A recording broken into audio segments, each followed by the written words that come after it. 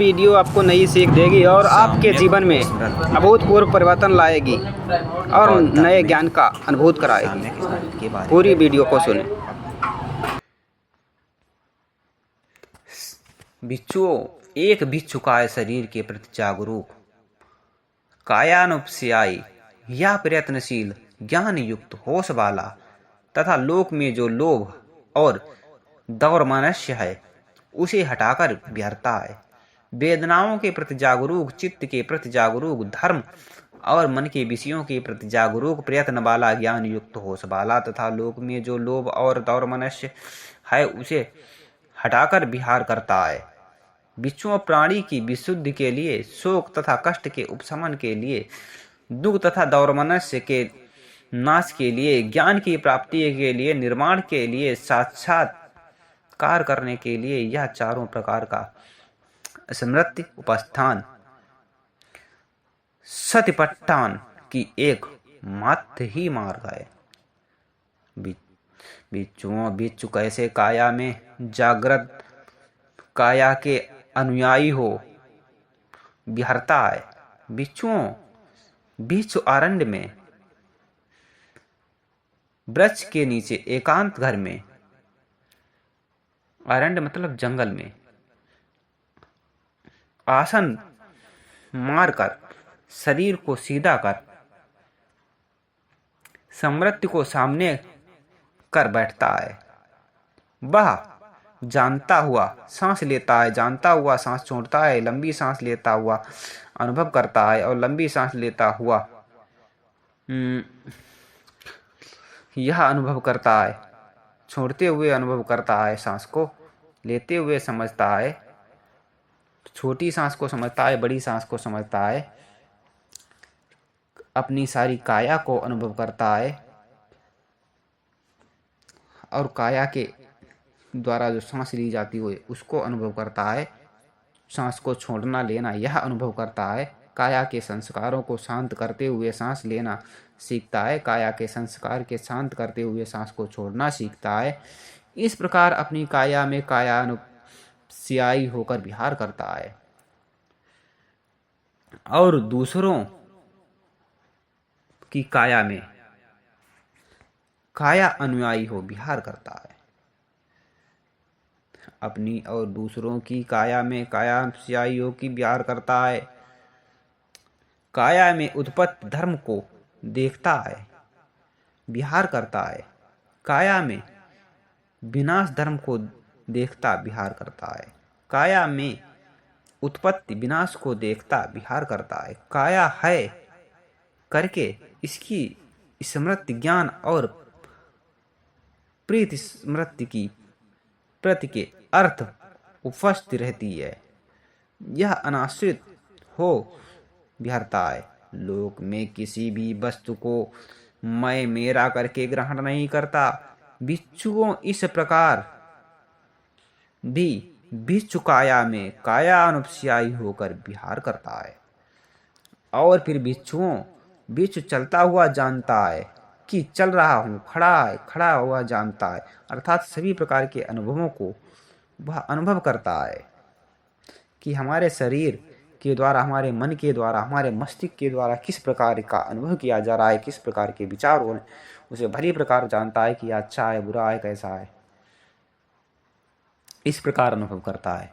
बिच्छू समझता है कि मेरी क्रियाओं के पीछे कोई करने वाला नहीं है, कोई आत्मा नहीं है, क्रिया मात्र है, व्यवहार की सुविधा के लिए हम करते हैं, मैं चलता हूं, मैं खड़ा हूं इत्यादि।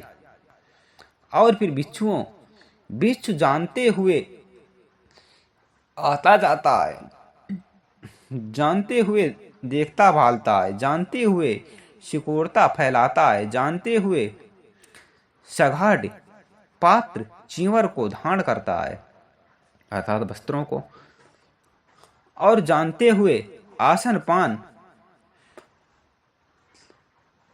खाना आस्वादन, स्वाद लेता है, जानते हुए सभी क्रियाएं करता है, पाखाना, पेशाब आदि, खड़ा होना, सोना, जागना, बैठना आदि, बोलना, चुप करना आदि। और फिर बिच्छुओं, बिच्छू पैर के तलबे से ऊपर, केस मस्तक के नीचे त्वचा से गिरे हुए इस काया को नाना प्रकार की गंदगी से पूर्ण देखता है।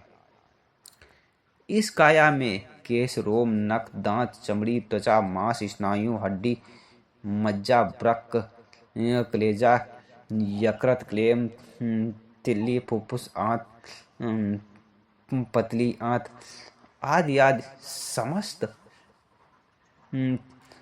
जो भी हैं, पाखाना, चित्त, पित्त, पीव, लोहू, पसीना, चर्बी, आंसू, लार, नख, मल, जोड़ों में तरल पदार्थ आदि सभी चीजों को ज्यों का त्यों देखता है और समस्त वस्तुओं को देखता है। मूंग, उड़द, तिल, तांडुल आदि से भरी हो उसे आंख वाला आदमी खोल कर देखते हैं। यह क्या है? सभी पदार्थों को बाजियों का त्यों देखता है और अनुभव करता है। और फिर बिच्छू इस काया को इसी स्थिति के अनुसार, इसकी रचना के अनुसार देखता है कि पृथ्वी, जल, अग्नि, वायु आदि तत्वों से इस चतुर गोघातक तथा गोघातक का शागिर्द आदि से इसका निर्माण हुआ है। कोई भी किसी भी जीव को मारकर उसकी बोटी को पृथक पृथक करके चौराहे पर बैठा हो, ऐसे ही बिच्छू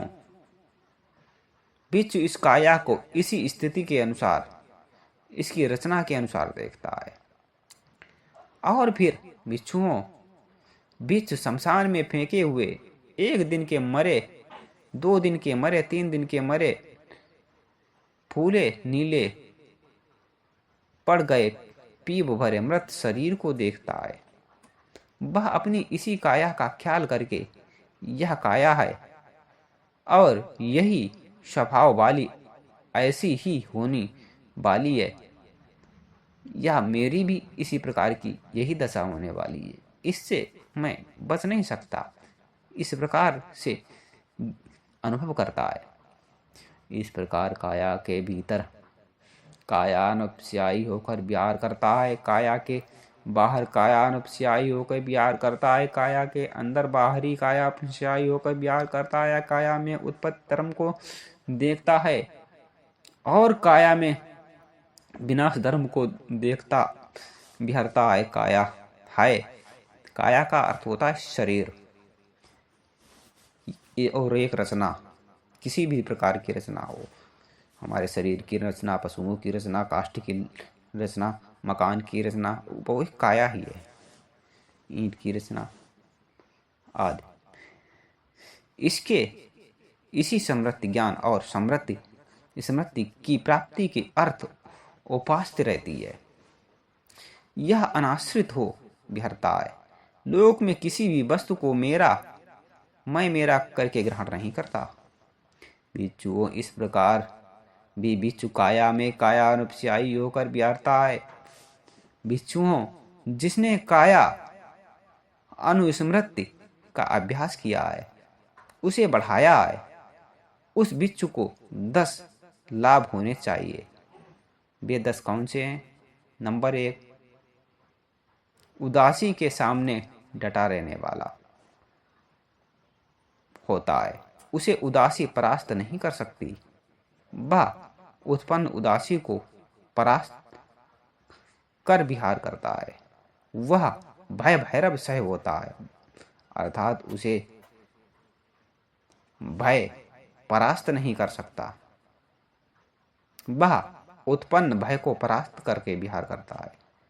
शीत, उष्ण, भूख, प्यास, डक मारने वाले जीव, मच्छर, हवा, धूप रेंगने वाले जीवों के आघात, दुरुक्त तथा दुरागत वचनों तथा दुखदायी, तीव्र, कटु, प्रतिकूल, अरुचिकर, प्राणहर शारीरिक पीड़ाओं को सह सकने वाला होता है।